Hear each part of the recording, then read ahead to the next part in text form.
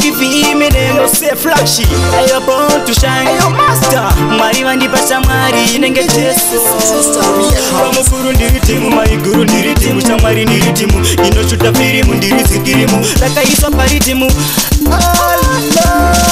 Saka ndatingo batiye sawira mukuru, atina shamwari atina maburu ndati shamwari, zimwe dzacho dzondidira mbari shamwari, vanoshandiswa na Satani. Ndatingo ndiye sawira mukuru, atina shamwari atina maburu ndati shamwari, zimwe dzacho dzondidira mbari shamwari, vanoshandiswa na Satani. Ichinge yauya namo vamwe vacho vanofambisawo maplati, azirokivhiya adyire mupreti, akuraramba nekudya kumapati, aizi kesi asi ngoma raita kuti ndibvisewo mastress, uja blaze no man can guess, zinotamba neridhimu meneva reverse, ndoimba netena kana kuti base. Ndiye sawira mukuru, handina shamwari handina maburu ndati shamwari, zimwe dzacho dzondidira mari shamwari, vanoshandiswa na Satani. Ndati ngoma ndiye sawira mukuru, handina shamwari handina maburu ndati shamwari, zimwe dzacho dzondidira mari shamwari, dzinoshandiswa na Satani. Vamukuru ndiridhimu, maiguru ndiridhimu, shamwari ndiridhimu, ichishuta firimu ndirizikirimu, rakaiswa paridhimu, saka ndotamba naro kunyange kumafaro.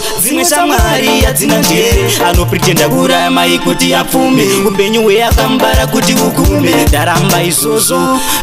Saka ndatingopa ndiye sawira mukuru, handina shamwari handina maburu ndati shamwari, zimwe dzacho dzondidira mari shamwari, vanoshandiswa na Satani. Ndatingoma ndiye sawira mukuru, handina shamwari handina maburu ndati shamwari, zimwe dzacho dzondidira mari shamwari, dzinoshandiswa na Satani. Ichinge yauya namo vamwe vacho vanofambisawo maplati, azirokivhiya adyire mupreti, akurarama nekudya kumapati, aizi kesi asi ngoma raita kuti ndibvisewo mastress, uja blaze no man can guess, zinotamba neridhimu meneva reverse, ndoimba netena kana kuti base. Ndiye sawira mukuru, handina shamwari handina maburu ndati shamwari, zimwe dzacho dzondidira mari shamwari, vanoshandiswa na Satani. Ndati ngoma ndiye sawira mukuru, handina shamwari handina maburu ndati shamwari, zimwe dzacho dzondidira mari shamwari, dzinoshandiswa na Satani.